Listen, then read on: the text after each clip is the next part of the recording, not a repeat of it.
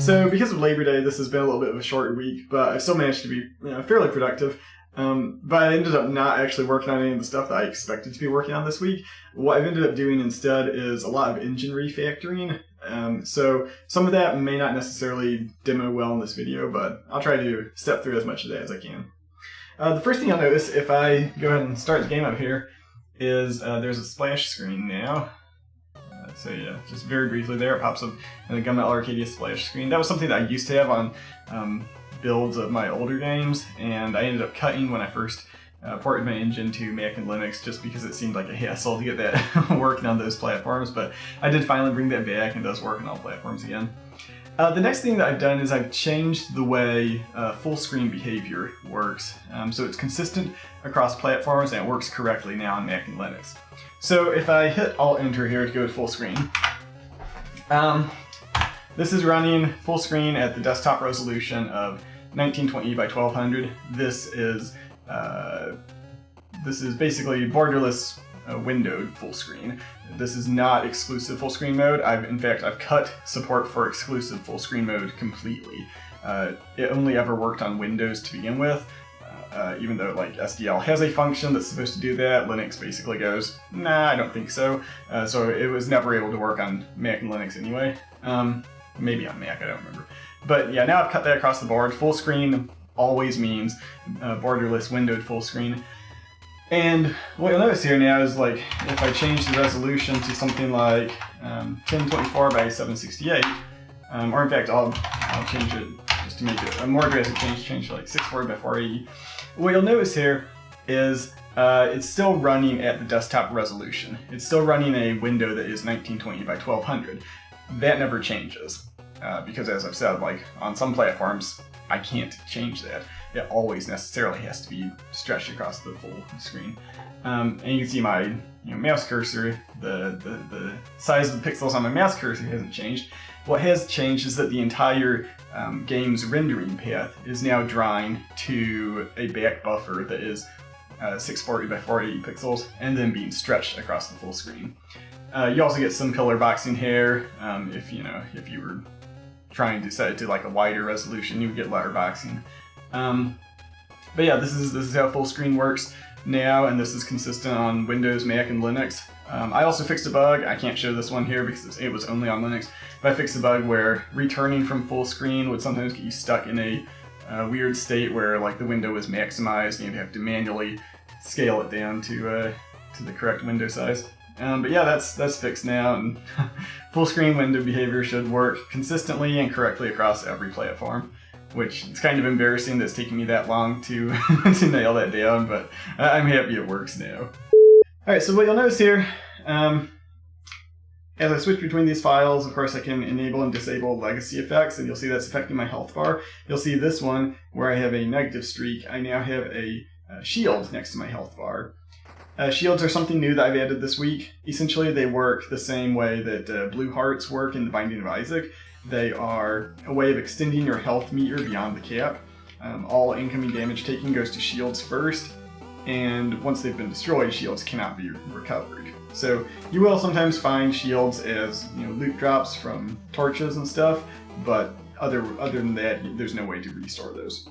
In this case, if I go to my legacy, you can see that I've updated this medevac event. So it says you fell in combat and you've been granted an extra shield. So that's why I start with one of those, is because I lost the last round and it's sort of a consolation prize.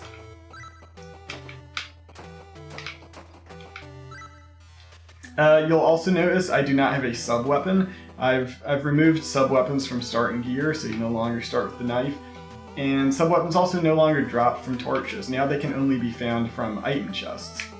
So hopefully I'll run into an item chest at some point during this session so I can show off how that works.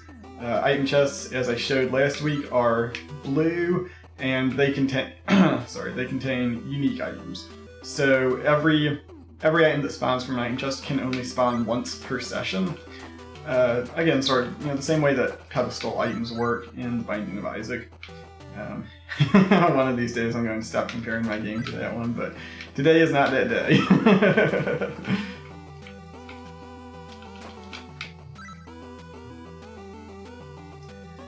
Last week I was doing some work where, like, ends where you can heal yourself would be more correctly balanced across the entire session, so you wouldn't see, you know, ends right at the start of the level where you already have full health. I've done more of that sort of thing where all the different types of rooms, whether it's faction outposts for the Gunmetal Vanguard and Seekers of Arcadia, whether it's rooms that just have treasure, challenge rooms, all these different sorts of things, they're all balanced more fairly, so hopefully you won't see too many of the same kind near each other.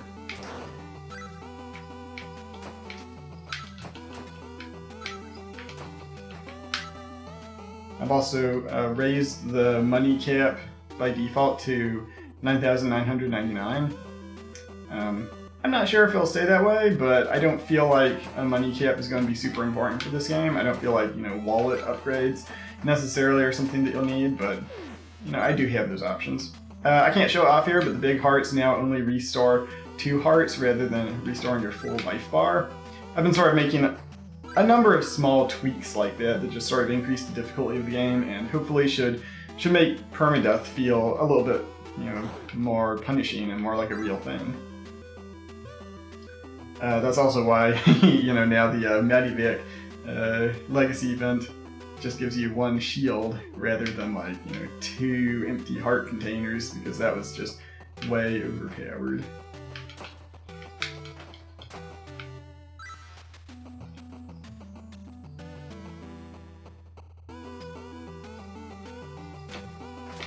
I was hoping to find an item chest before the boss. Currently, there is no guarantee that you will find one throughout the level. There's no guarantee either that you would find only one. You could find multiple throughout the level if they happen to spawn that way.